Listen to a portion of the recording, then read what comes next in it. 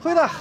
Goeiedag. We zijn van Omroep Friesland van het programma Heer. Ja. De vraag is altijd, wat hing er bij jou boven de bank? Familie. Familie? Ja. Dan hangt familie boven de bank? Nee, niet boven de bank. Oké.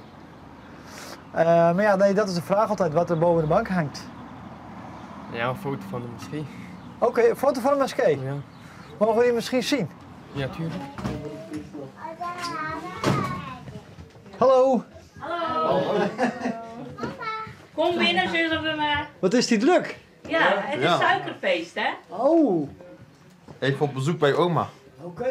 De vraag is altijd, wat hangt er bij u boven de bank? Aha. Boven de bank. Ja.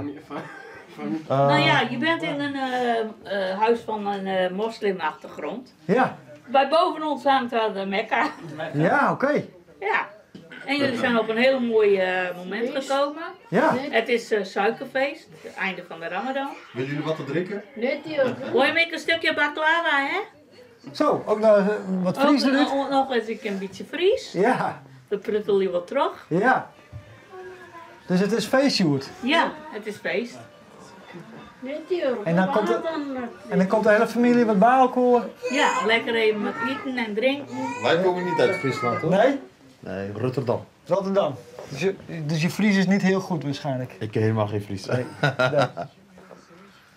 En wat doen jullie dan op zo'n dag? Een beetje kletsen en... Ja, we zijn net even gekomen, even op bezoek bij oma.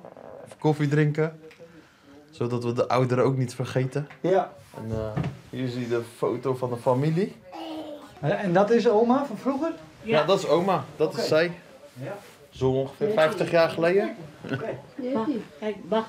Kijk eens. Ga maar even. Wat zeggen ze nou? Ja. En waar je jou nou dan? Ik in Heerenveen, maar dan even in het centrum. Zeg maar, buiten het centrum. Maar we fut over... Hè? Maar we fut? Over... Ja, oma die is een beetje... Ik heb bezoek aan wat dochter meer. Oké. Ja, maar ze weten ook niet precies wat het is. Vertellen we naderhand wel. Ja, oké. En dan bedankt voor het interview. Alsjeblieft. Bedankt. Ja.